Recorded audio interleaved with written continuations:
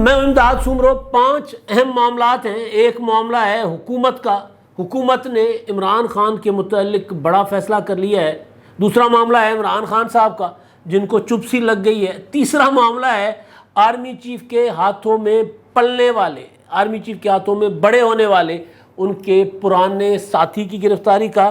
اور معاملہ ہے پرویز الہی صاحب کا جنہوں نے جنوبی پنجاب کے سرداروں کو زمین پر بٹھا دیا، اور دھمکیاں جو چیف الیکشن کمشنر کو مل رہی ہیں، مسلسل مل رہی ہیں. چیف الیکشن کمشنر کو جب سے فارن فنڈنگ کیس کا معاملہ سنجیدہ موڑ میں داخل ہو چکا ہوا تھا، جب سے یہ طے ہو چکا تھا کہ فارن فنڈنگ کیس اب منطقی انجام کو پہنچے گا، تب سے چیف الیکشن کمشنر سکندر سلطان راجہ نشانے پر تھے. اور عمران خان صاحب لوگوں کی ذہن سازی کر رہے تھے چیف الیکشن کمشنر کے متعلق. ان کے لیے کہا جاتا تھا کہ جی چیف الیکشن کمشنر مسلم لیگ نون کے ساتھ ملے ہوئے ہیں، سکندر سلطان راجہ بکاؤ ہیں. اس سے پہلے جب الیکٹرانک ووٹنگ مشین کا معاملہ آیا تب بھی چیف الیکشن کمشنر کو نشانہ بنایا گیا تھا. معاملہ الیکٹرانک ووٹنگ مشین کا نہیں تھا، معاملہ ڈسکا کے انتخابات کا نہیں تھا، معاملہ سینٹ کے انتخابات کا نہیں تھا. آپ کو یاد ہوگا کہ سینٹ کے انتخابات میں بھی عمران خان صاحب نے جب کہا تھا کہ جی مجھے شو آف ہینڈ چاہیے 3 مارچ کے جو انتخابات تھے 2021 والے، تب عمران خان نے کہا تھا کہ جی مجھے شو آف ہینڈ کے ذریعے انتخابات چاہیے. Supreme court show of hand کے ذریعے عمران خان صاحب کو آئین میں ترمیم کیے بغیر انتخابات دینے کے لیے بالکل تیار کھڑی ہوئی تھی، لیکن راہ میں رکاوٹ بنے تھے سکندر سلطان راجہ، الیکشن کمیشن. انہوں نے کہا تھا کہ آئین اس کی اجازت نہیں دیتا، لہٰذا یہ ممکن نہیں ہو سکتا. اس کے بعد پھر ای وی ایم کا معاملہ تھا. ای وی ایم کے معاملے پر بھی جو معاملہ وہ سکندر سلطان راجہ کے اعتراضات پر رکا رہا. پھر تحریک عدم اعتماد کا معاملہ تھا. آپ کو یاد ہوگا کہ تحریک عدم اعتماد کے معاملے پر جب تحریک عدم اعتماد کامیاب ہو گئی، بلکہ شو ہو گیا تھا، نمبر شو ہو گیا تھا، اور عمران خان صاحب نے تحریک عدم اعتماد 3 اپریل کو روک کر ڈپٹی اسپیکر سے رولنگ دلوا کر عمران خان صاحب نے اسمبلیاں توڑ دی تھیں، اور تحریک عدم اعتماد رولنگ کے ذریعے اڑا دی، اسمبلیاں توڑ دی، انتخابات کا اعلان کر دیا. اور جب 7 اپریل کو سپریم کورٹ ڈپٹی اسپیکر کی رولنگ کے متعلق فیصلہ دینے جا رہا تھا تو لگ رہا تھا کہ سپریم کورٹ بھی انتخابات کی طرف جانا چاہتی ہے، لیکن سکندر سلطان راجہ وہیں پر بھی آڑے آ گئے. انہوں نے کہا کہ جی ہمیں تو 6-7 ماہ چاہیے، ہمیں ڈیلیمیٹیشنز کرنی ہے،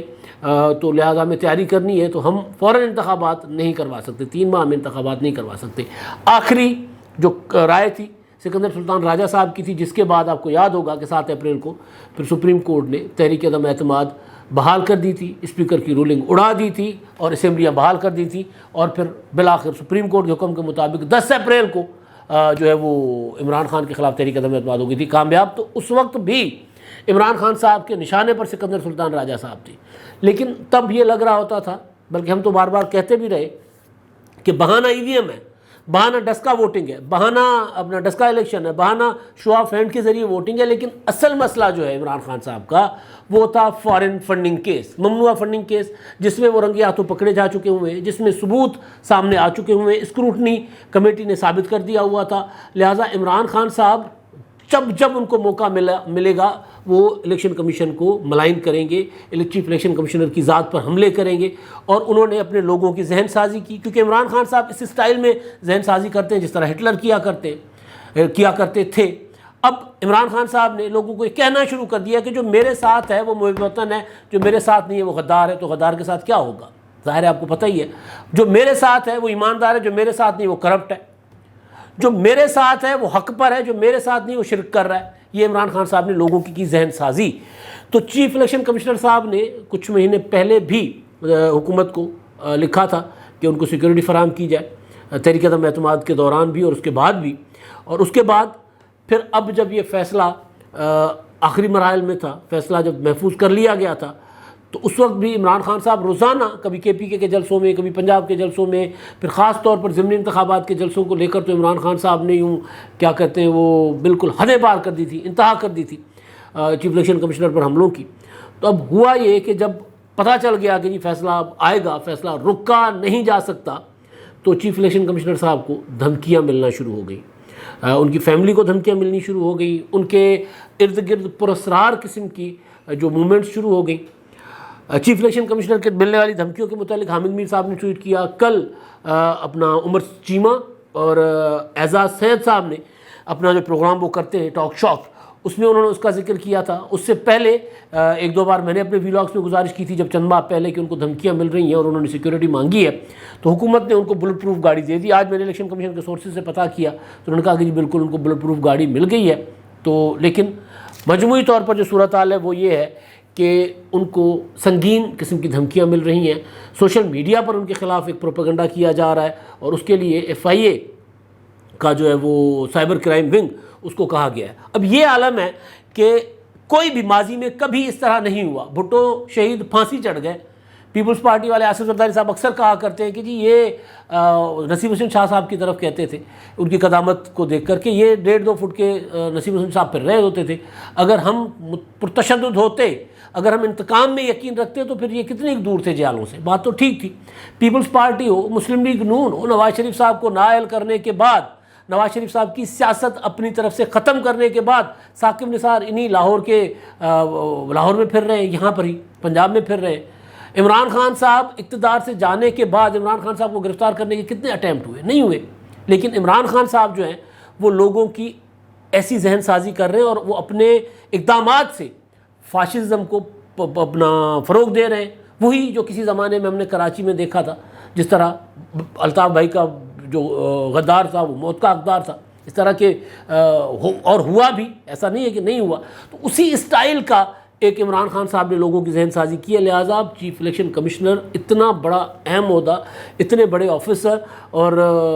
ظاہر ہے وہ پاکستان کے جو 2-3 بڑے آفیسز ہیں ان میں سے ایک آفس ہے ان کا, بلکہ اگر یوں کہہ لیں کہ سب سے بڑا آفس ہے کہ جنہوں نے انتخابات کروانے ہیں, جنہوں نے حکومت کے نئی حکومتوں کا اہتمام کرنا ہوتا ہے صاف شفاف انتخابات کے ذریعے, تو ان کو جو ہے وہ اپنا دھمکیاں دی جا رہی ہیں. ظاہر ہے ان کا جو شک ہے وہ سیدھا سیدھا عمران خان صاحب کی طرف ہے کہ عمران خان صاحب نے برملا جلسوں میں کہا ہے کہ جی ہم تمہیں تو نہیں چھوڑیں گے. پھر ابھی پنجاب میں جو کچھ ہو رہا ہے, سرکاری افسران کو دھمکیاں دی جا رہی ہیں جنہوں نے حمزہ شہباز کی حکومت میں لانگ مارچ روکنے کے دوران اپنا ذمہ داریاں ادا کی تھیں یا حکم بجا لائے تھے, جو بھی کیا تھا. ماضی میں ایسا نہیں ہوتا کہ آصف زرداری صاحب کی گردن کاٹنے والے سرکاری افسران پھرتے رہے یہاں پر.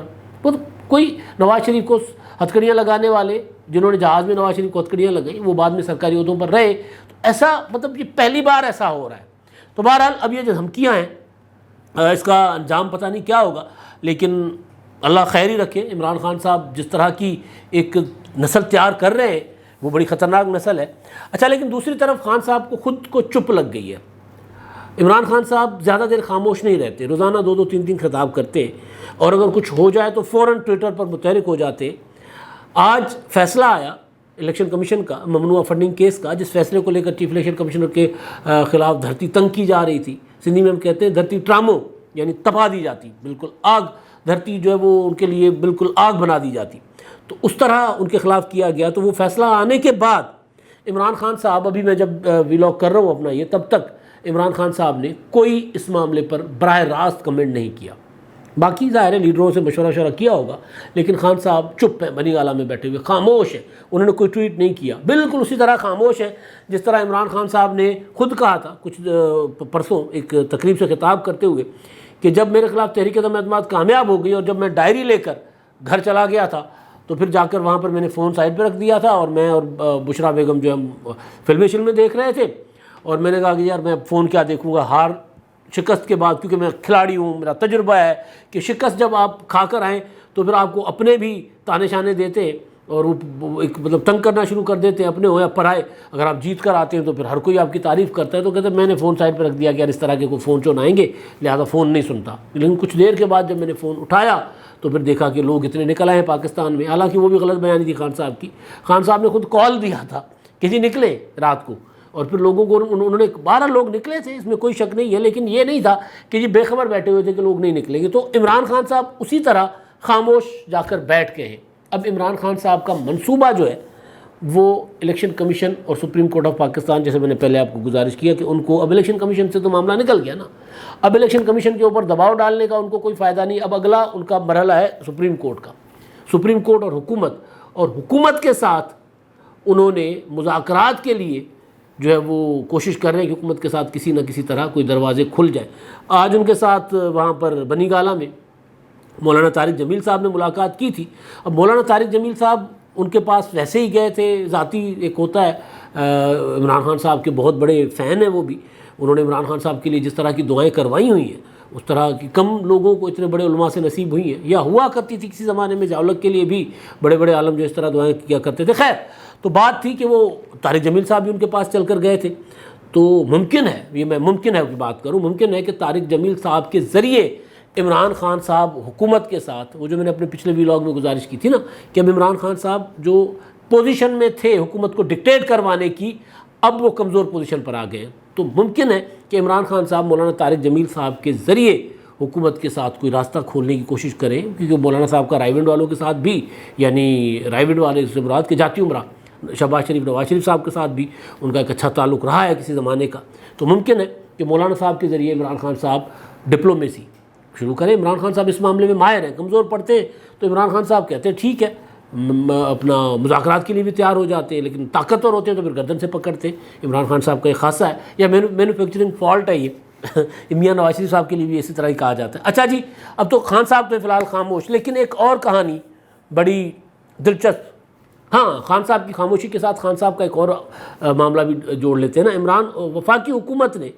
ایک تو فیصلہ کیا تھا عمران خان کے خلاف جو ریفرنس پی ٹی آئی کے خلاف بھیجنے کا، لیکن ایک اور چیز کہ تحریک انصاف کی جو لیڈرشپ ہے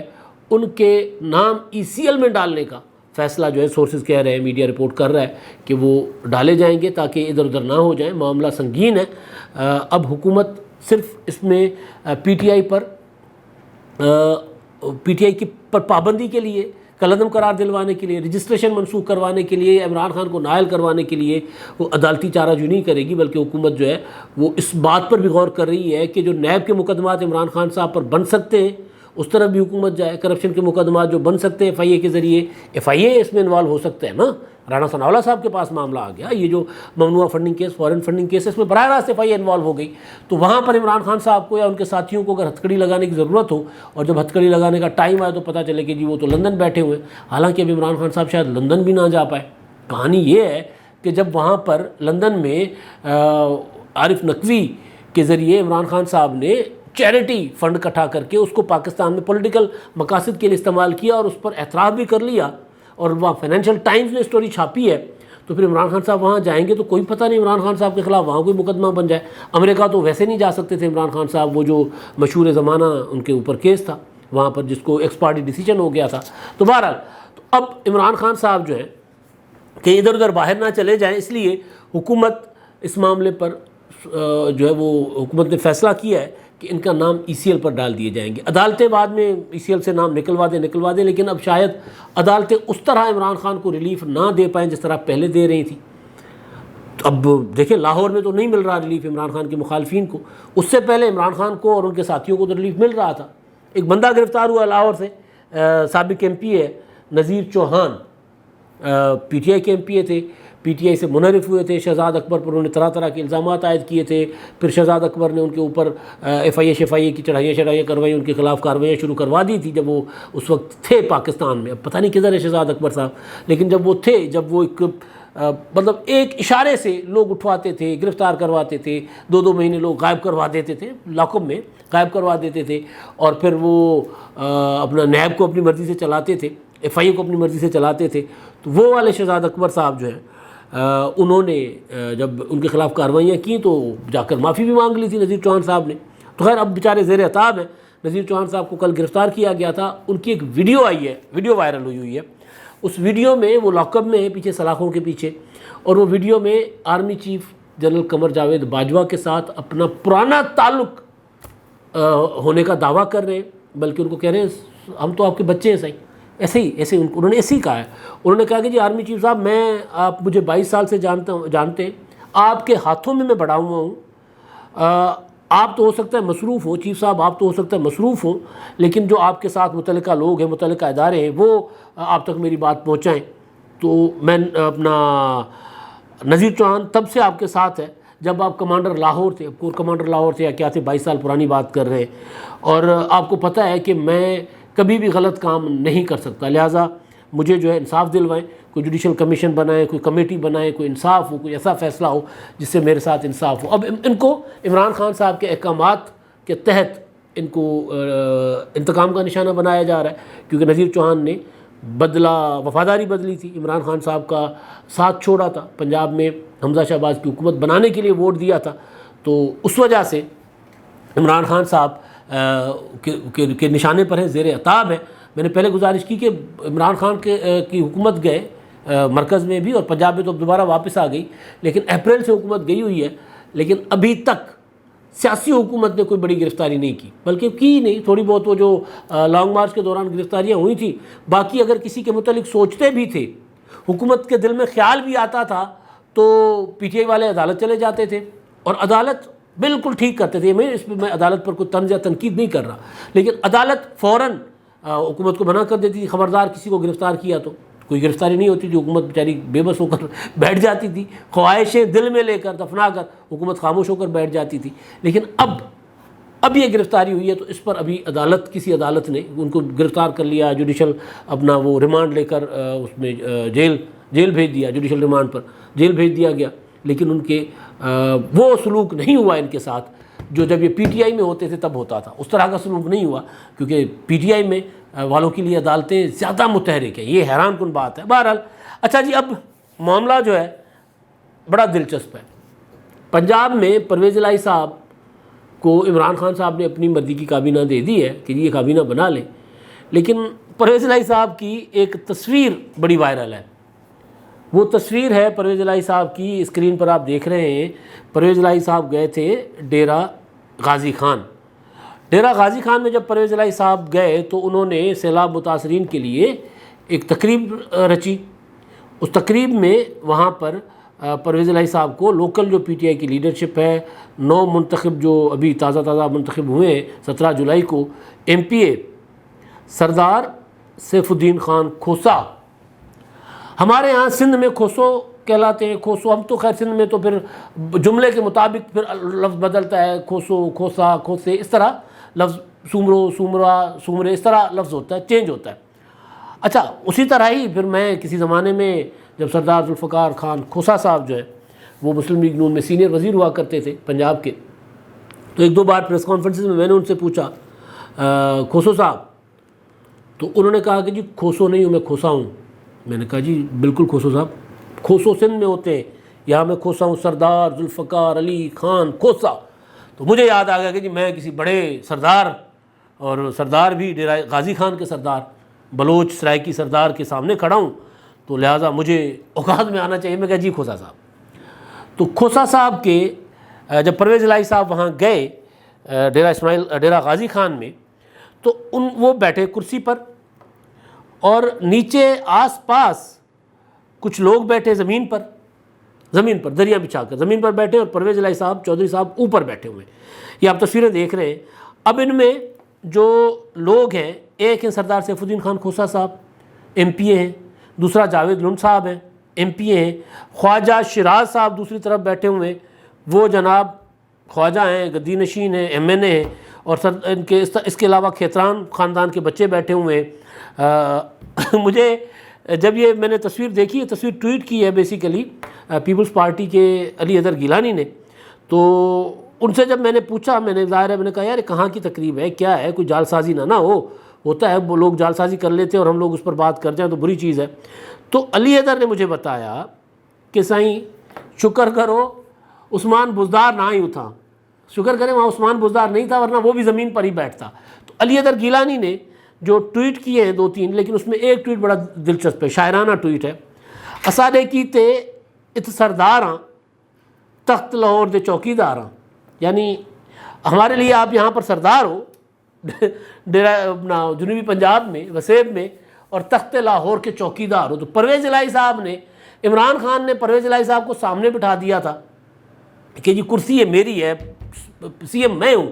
اور پرویز الہی صاحب نے یہ بدلہ لے لیا، جنوبی پنجاب جا کر عمران خان صاحب کے ایم پی ایز اور ایم این ایز کو، اور ان کو زمین پر بٹھا دیا اپنے ساتھ۔ اب تک کے لیے اتنا ہی، اللہ حافظ۔